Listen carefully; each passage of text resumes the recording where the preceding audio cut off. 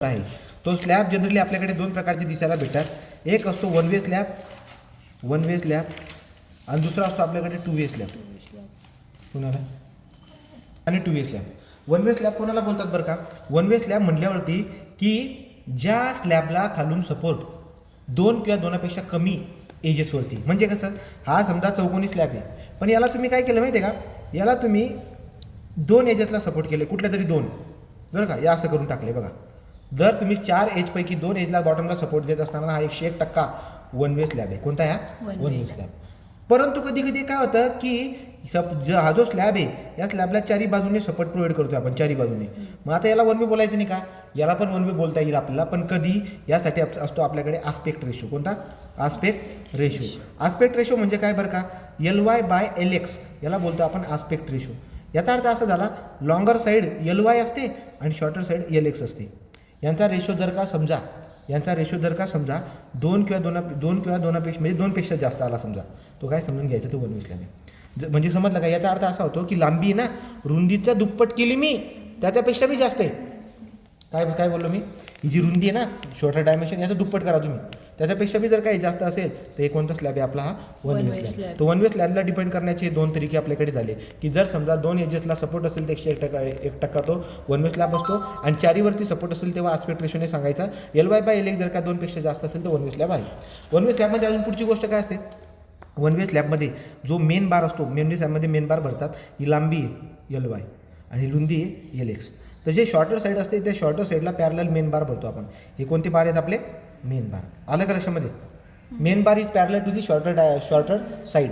तो शॉर्टर साईडला पॅरलल आपण मेन बार भरतो आणि लॉंगर साईडला पॅरलल, या पद्धतीने याला डिस्ट्रीब्युशन बार बोलतो आपण. कळालं का? तर हे डिस्ट्रीब्युशन बार आहे, डिस्ट्रीब्युशन बार. आणि हे जे उभे आहेत नाही, याला बोलतो आपण मेन बार. याला काय बोलतो आपण? मेन बार. समजलं का? तो मेन बार आणि डिस्ट्रीब्युशन बारबद्दल लक्षात ठेवायचं. वन वे स्लॅबमध्ये एकाच बाजूला बेंडिंग होते. Bending occur in only one direction. Bending occur in only one direction. तर एकाच डायरेक्शनमध्ये बेंडिंग घडते. Bending occur in only one direction.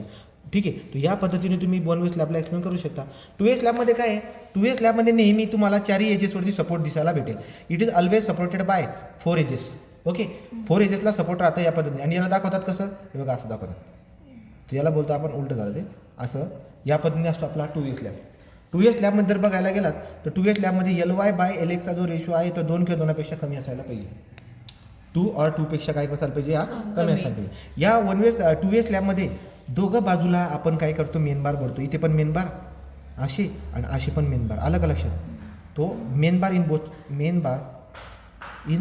Both direction. आणि दुसरं, या स्लॅबमध्ये बेंडिंग दोघं साईडला होते. Bending occurring both direction. काय बोलायचं? Bending occurring in both direction. दोघं डायरेक्शनमध्ये बेंडिंग होताना दिसायला भेटत असते. तर हे कशाबद्दल सांगितलं? मी तुम्हाला स्लॅबच्या बेसिकबद्दल सांगितलं. आता होते विषय असा की या स्लॅबला आपल्याला आता डिझायनिंग करायचं असतं, आणि स्लॅबला डिझाईन करण्यासाठी आपल्याकडे मेन काय असतं? तो म्हणजे स्टेप्स असतात काही. तो आपण काय करणार? गिवन डेटा जो पण दिलेला असतो तो गिवन डेटा आपण लिहून घेतो. गिवन डेटामध्ये काय काय देतो बरं का? तो तुम्हाला लेंथ देईल. काय देईल? तो लेंथ देईल. तो तुम्हाला लाईव्ह लोड देतो. तो तुम्हाला फ्लोअर फिनिश देतो. ठीक आहे, फ्लोअर फिनिश, लाईव्ह लोड देतो, फ्लोअर फिनिश देतो, लेंथ देतो, आणि स्लॅबला डिझाईन करायला लावतो. ओके, तो स्लॅबला डिझाईन करण्यासाठी आपल्याकडे सगळ्यात पहिली स्टेप असते ती म्हणजे काय बरं का? Calculate depth. कशानुसार बरं का? Deflection. Calculate depth according to serviceability criteria. According to deflection criteria किंवा सर्व्हिसॅबिलिटी क्रायटेरिया. ओके, तो सर्व्हिसॅबिलिटी क्रायटेरियानुसार आपल्याला काय करायचं असतं? डेप्थ शोधायची असते. समजलं का नाही? ओके, तो डेप्थ आपण शोधली. Depth according to the serviceability criteria. बरं, पुढे काय बरं का? आता सर्व्हिसॅबिलिटी क्रायटेरियानुसार डेप्थ कशी शोधतात? डेप्थ ही कमी इक्वल पाहिजे. कोणापेक्षा? डेप्थ ही कमी अशी इक्वल असायला पाहिजे span by basic value into modification factor. कळलं? तो basic value into modification factor. म्हणजे सर्वप्रथम तुम्हाला जेव्हा आपण डेप्थ काढायची आहे स्लॅबची, ती डेप्थ काय असायला पाहिजे? स्पॅन दिलेला असतो ना, तो स्पॅन दिला आहे समजा 3 मीटर. तो 3 मीटरचा अर्थ काय झाला? 3000 mm. तो 3000 mm वरती ठेवून येणार तुम्ही. बेसिक व्हॅल्यू आपल्याकडे बेसिक व्हॅल्यू स्लॅबच्या प्रकारानुसार राहते. जर कॅन्टिलिव्हर स्लॅब असेल, कॅन्टिलिव्हर स्लॅबला आपण काय बोलतो? छज्जा. तो कॅन्टिलिव्हर स्लॅब किंवा बाल्कनी, छज्जा आहे, बाल्कनी, ते कॅन्टिलिव्हर असतात ना, तर त्या केसमध्ये आपल्याला बेसिक व्हॅल्यू किती घ्यावी लागते?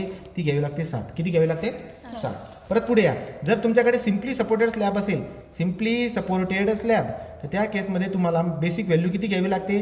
ती घ्यावी लागते 20. किती घ्यावी लागते? 20. आणि जर समजा कंटिन्युअस स्लॅब असेल, ते मेन्शन करतील तुम्हाला, कंटिन्युअस स्लॅब जर का असेल, त्या केसमध्ये तुम्हाला बेसिक व्हॅल्यू किती घ्यायची आहे? 26. किती घ्यायची? 26. याचा अर्थ असा आहे की बेसिक व्हॅल्यू आपल्याला ओके राहते.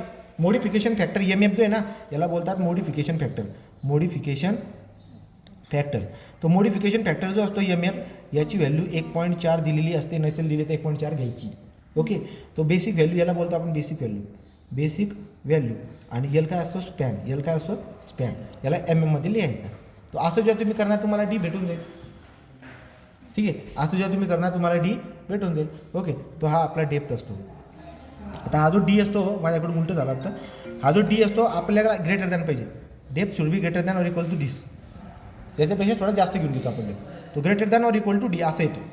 डेप्थ जास्त पाहिजे, याच्यापेक्षा तरी जे डेप्थ जास्त पाहिजे. डेप्थ जास्त असलं तर डिप्लेशन होणार नाही, सर्व्हिसेबिलिटीमध्ये ओके राहील तो, असं मी बोलतो. तो स्टेप नंबर 1 इज ओके. जमल का? आता जेव्हा बी तुम्ही ही डेप्थ काढलेली आहे, इक्वल करा, म्हणू द्या किती इक्वल करा, चालेल का? जेव्हा तुम्ही ही डेप्थ काढली, याला पुढच्या साईडला वाढून घ्यायची. 178 आली तर 180 घेऊन घ्यायची, 145 आली तर 150 घेऊन घ्यायची, 135 आली तर 140 घेऊन घ्यायची. तो पुढच्या बाजूला D पुढच्या बाजूला वाढून घ्यायचा. ओके, ठीक आहे. तो जो पण D होऊन जात असतो त्या Dला आपण काय करून घेतो? Dला वाढवून घेतो. आणि Dला वाढवल्यानंतर, Dला वाढवला समजा 10च्या पाड्यात करून घ्या, 10च्या पाड्यात करा. ओके का? 10च्या पाड्यात करता येते मला पुढच्या बाजूला. बरं, मग आता तुम्हाला कॅपिटल D काढावं लागेल. आता छोटा D झाला. कॅपिटल D कसा काढतात? छोटा D plus clear cover plus 5/2. 5/2. तो छोटा D माझ्याकडे आहे. हा चालू काढला मी. क्लिअर कवर स्लॅबसाठी नेहमी किती घेतात? 15. किती घेतात? 15. तो 15 किंवा 20 घेतात. 15 किंवा 20, तुम्ही 15 घ्या, चालेल. प्लस 5/2. 5 किती असतो? डायमीटर जनरली 10 mm चा वापरतो आपण. 10/2 नेहमी घेणार आहे मी. तो याचा अर्थ असा आहे की हे मला ॲड करणंच आहे. मग जेव्हा तुम्ही या D मध्ये 20 ॲड करणार, 20 कसं झाला? 15 आणि 10/2 म्हणजे 5. 15 आणि 5 20. ठीक आहे. तो या पद्धतीने आपण काय करून घेणार? हे कॅपिटल D काढून घेणार. समजलं? तो कॅपिटल D आपल्याला काढून घ्यायचा आहे, म्हणजे आपली स्टेप आत्ता जाऊन पहिले कंप्लीट होते. तो step number 1 is completed. Anybody doubt? एकदम सोपं आहे, काही जास्त डोकं लावायचं काम नाही. L/BV इंटू मॉडिफिकेशन फॅक्टर करून पहिली स्टेप तुमची कव्हर होते. कोणाला डाऊट नको पाहिजे? बोला, जमल का नाही? बा जमल का? काय करायचं? L/BV into MM. व्हॅल्यूनुसार टाकायचं. D आला, Dला पुढच्या बाजूला वळून घ्यायचं 10च्या पाड्यात आणि त्याच्यामध्ये 20 ॲड करून द्यायचा. जमल का? तर आता स्टेप नंबर 2 आपण घेऊ, हळूहळू जाऊ. 2 नंबर स्टेप. हे जे ना, कोणत्याही प्रकारचा स्लॅब असू द्या, ठीक आहे, कोणत्याही प्रकारचा, तो सिम्पली सपोर्ट असो का कॅन्टिलिव्हर असो, सगळ्यांच्या केसमध्ये हेच करायचं. जर सिम्पली सपोर्टेड राहिला तर बेसिक व्हॅल्यू घेणार मी 20. कॅन्टिलिव्हर जर असेल तर मी घेणार 7. म्हणजे पहिली स्टेप सिम्पली सपोर्टेडसाठी पण आणि कॅन्टिलिव्हरसाठी पण झालेली आहे. Step number 2, calculate effective length. काय काढायचं आपण आता? मला इफेक्टिव्ह लेंथ काढावं लागतो. इफेक्टिव्ह लेंथ कशी काढतात? जर इफेक्टिव्ह लेंथ तुम्हाला सिम्पली सपोर्टेडच्या केसमध्ये, समजा सिम्पली सपोर्टेड स्लॅब आहे बाबा हां, आणि या केसमध्ये जर का फाइंड आउट करायचं असेल तर इफेक्टिव्ह लेंथ म्हणजे सेंटर टू सेंटर लेंथ. कसं काढणार? इफेक्टिव्ह लेंथ काढायचं L is equal to L plus इकडचा B/2, इकडचा B/2. याचा अर्थ काय झाला? B/2 निम्मा निम्मा करताय, निम्मा निम्मा 1 होतो. निम्मा निम्मा का होतो? 1. याचा अर्थ L plus B. L plus B किंवा L प्लस D पण करतात. L प्लस D और L plus D whichever is less. तुम्ही आपण जनरली L प्लस B करतो किंवा L प्लस D करतो और L प्लस D. चालेल का? बघू उदाहरणानुसार, जसं उदाहरण येईल त्याच्यानुसार जाऊ. ही दुसरी स्टेप आहे. पण सिम्पली सपोर्टेड असेल तर त्या केसमध्ये L प्लस D किंवा L प्लस B करायचा. याने काय केलेलं एकदा आपण चेक करू. इफेक्टिव्ह लेंथ काढण्यासाठी आपल्याला काय करावं लागत असतं? सिम्पली सपोर्टेडचा स्लॅब असेल तर L इफेक्टिव्ह कसा काढतात? L plus D. L म्हणजे क्लिअर स्पॅन दिलेला असतो, जो उदाहरणात दिले ना तो स्पॅन MM मध्ये लिहायचा, ठीक आहे, किंवा मीटरमध्ये लिहायचा. जनरली कशात लिहायचा? IL लिहायचा मीटरमध्ये आणि या डेप्थला बी मीटरमध्ये लिहून टाकायचं. कसं ते उदाहरण आल्यावर कळेल. हा झाला इफेक्टिव्ह लेंथ. आता आपण काय करणार? आता इफेक्टिव्ह लेंथ जर का तुम्हाला ही सिम्पली सपोर्टेड स्लॅबसाठी पण कॅन्टिलिव्हरचा स्लॅब राहिला असतात तर म्हणजे छज्जा राहिला असता तर किंवा बाल्कनी राहिली असती तर बाल्कनी छज्जा किंवा कॅन्टिलिव्हरचा स्लॅब या केसमध्ये आपल्याला कसा फाइंड आउट करावा लागतो L+D/2 कसं करायचं L+D/2 असं जर तुम्ही केलं आणि हे उत्तर मीटरमध्ये काढून घ्यायचं कशात काढायचं मीटरमध्ये तर तुमची दुसरी स्टेप ही कव्हर होऊन जाईल दुसरी स्टेप कव्हर होऊन जाईल बोला चला सांगा इफेक्टिव्ह लेंथ मला सांगा सिम्पली सपोर्टेडच्या केसमध्ये कसं काढता L+D आणि कॅन्टिलिव्हरमध्ये कसं काढता L+D/2 मीटरमध्ये बोल जमल का दुसरी स्टेप झालेली आहे एनीबडी 2 झाले ओके ना 3 नंबरची स्टेप नंबर 3 लोड कॅल्क्युलेशन काय आहे आता तुम्हाला लोड कॅल्क्युलेट करायचं आहे आता लोड कसा कॅल्क्युलेट करणार लोड कॅल्क्युलेशन करण्यासाठी आपल्याकडे आता काय काय व्यवस्थित बघा लोड कॅल्क्युलेट कर तुम्हाला 2 प्रकारचे लोड असतात एक डेड लोड आणि एक लाईव्ह लोड ठीक आहे तो माझी दुसरी स्टेप झाली आता डेड लोड लाईव्ह लोड काढायचा कसा काढणार मी लाईव्ह लोड जो असतो तो गिवन असतो पण डेड लोड जो असतो बाळांनो हा सेल्फ वेट आणि फ्लोअर फिनिश या दोघांपासून बनतो काय बोललो मी काय आलं का लाईव्ह लोड दिलेला असतो तुम्हाला परंतु डेड लोड कसा सेल्फ वेट आणि फ्लोअर फिनिश या दोघांच्या बेरजेनुसार असतो आता प्रश्न असा आहे की सेल्फ वेट कसा काढतात सेल्फ वेट काढतात 25 इंटू ओव्हरऑल डेप्थ आणि डेप्थ टाकायची मीटरमध्ये कशात टाकायची तर 25 इंटू डी केलं का तुम्ही तर तुम्हाला सेल्फ वेट भेटून जातो आणि फ्लोअर फिनिश तर गिवन राहतो हा का असतो गिवन या दोघांची बेरीज जर तुम्ही केली तर तुम्हाला भेटून जाईल डेड लोड लाईव्ह लोड बी भेटून जाईल या दोघांची बेरीज केली का तुम्हाला भेटून जाईल वर्किंग लोड काय भेटून जाईल वर्किंग लोड ज्याला मी W बोलतो वर्किंग लोड जो आहे तो भेटून जाईल काय असेल तो live load plus dead load आणि बाळांनो आपल्याला वर्किंग लोड नको आहे आपल्याला फॅक्टर लोड पाहिजे काय पाहिजे म्हणून WU काढावा लागतो 1.5 इंटू W करून जे उत्तर येईल ना यांचं बेरीज करून त्यांना 1.5 ने मल्टिप्लाय करून द्यायचा तो होऊन जाईल तुमचा फॅक्टर लोड म्हणजे आपलं झालं लोड कॅल्क्युलेशन हे काय झालं आपलं लोड कॅल्क्युलेशन तर याच्यामध्येच मुवमेंट बी काढावी लागते पण मी ते वेगळ्या सेपरेट घेतो तर लोड कॅल्क्युलेशन जमेल का 1 number depth according to serviceability criteria 2 number effective length 3 number load calculation जमेल का हां आता आपण काढणार moment calculation step number 4 moment calculation काय काढायचं मुवमेंट कॅल्क्युलेशन आता मुवमेंट कॅल्क्युलेशन कसं करणार तुम्ही मुवमेंट कॅल्क्युलेट करण्यासाठी आपल्याकडे MD इज इक्वल टू जर सिम्पली सपोर्टेड असेल तर WUL/² 8 कशासाठी सिम्पली सपोर्टेड आणि जर कॅन्टिलिव्हर असेल तर WUL/² 2 कॅन्टी जमल का तो छज्जा आहे की बाल्कनी आहे का तो कॅन्टिलिव्हर स्लॅब आहे ते बघा त्याच्यानुसार /2 सिम्पली सपोर्टेड /8 एनीबडी डाऊट 1 2 3 4 आता आपण काय करणार स्टेप नंबर 5 काय कॅल्क्युलेट डेप्थ पुन्हा डेप्थ काढणार मी चेकसाठी फॉर चेक घ्यायचं मला खरं खोटं करायचं आहे बरं मग कसं करणार आपल्याकडे एक फॉर्म्युला असतो MU = QBD². MU = QBD². तुमच्या लक्षामध्ये येईल आता काय बरं का QBD² याच्यामध्ये B आपण अननोन राहू आपलं D अननोन राहू द्यायचा MU तुम्ही अगोदर काढला MD म्हणायचा MD = QBD² हा फॉर्म्युला वापरायचा MD तुम्ही काढलेला आहे यावाला 10⁶ मध्ये टाकायचा कशात टाकायचा 10⁶ Q ची व्हॅल्यू तुम्हाला पाठ असायला पाहिजे FE 250 FE 415 FE 500 यांच्यासाठी या व्हॅल्यू मी सांगितल्या अगोदर मी Q ची व्हॅल्यू FE 250 साठी असते 0.148 FCK 15 साठी 0.138 FCK आणि 0.133 FCK म्हणजे characteristic strength of concrete okay का तो त्याच्यानुसार Q मला भेटून जाईल B 1000 टाकायचा नेहमी किती टाकायचा स्लॅबच्या केसमध्ये B 1000 टाकायचा आणि D ला अननोन राहू द्यायचा शिफ्ट सॉल्व आन्सर हे टाकलं ना हे बी व्हॅल्यू भेटून गेली B 1000 आहे D अननोन ठेवायचा म्हणजे माहित नाही α/x काय ठेवायचा α/x shift solve answer equal केला तर D निघून येईल याचा अर्थ हा रिक्वायर्ड डेप्थ आहे कोणती डेप्थ काढताय तुम्ही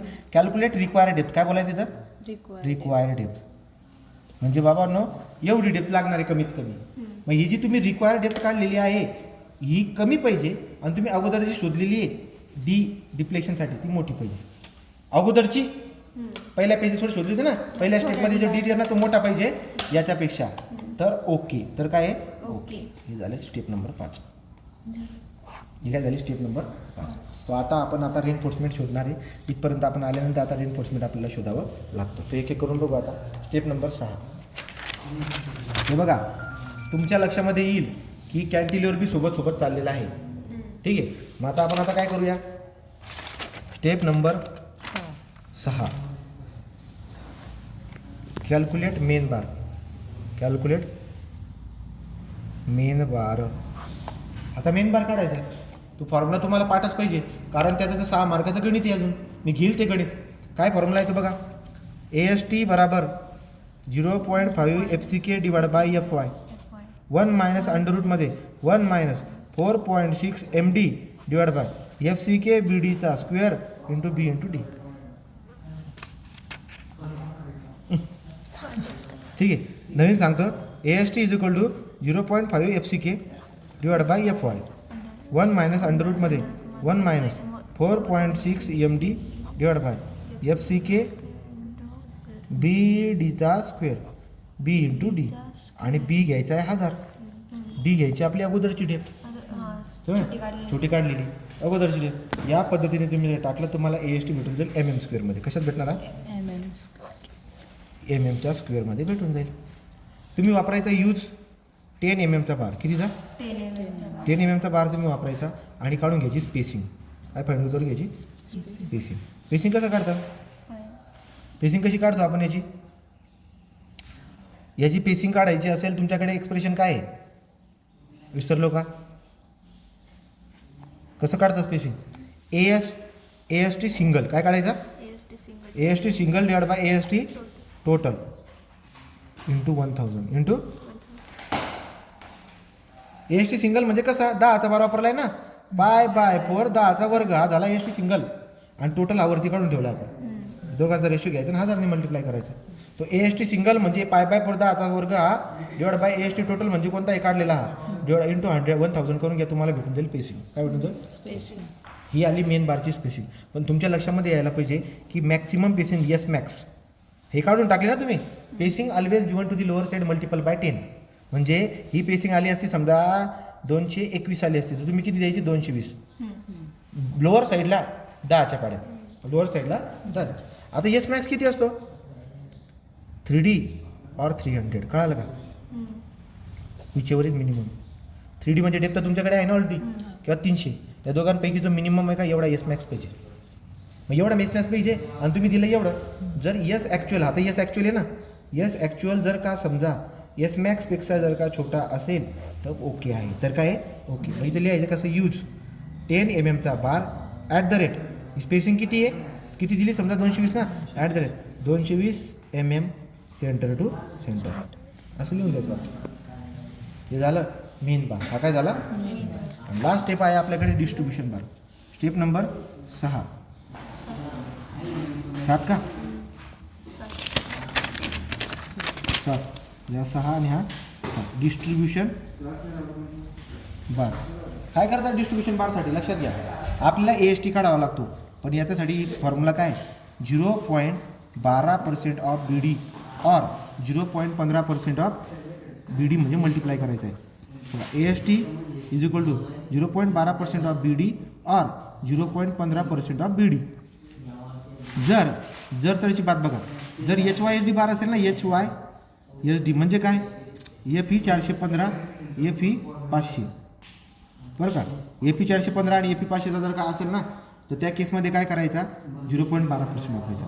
आणि जर FE 250 वाला असेल ना तर त्या केसमध्ये 0.15% वापरायचं. स्टील जनरली तुम्हाला हे येतं. B घेतो आपण 1000 आणि D मी अगोदर काढलेला आहे. झालं AST. जसा B AST झाला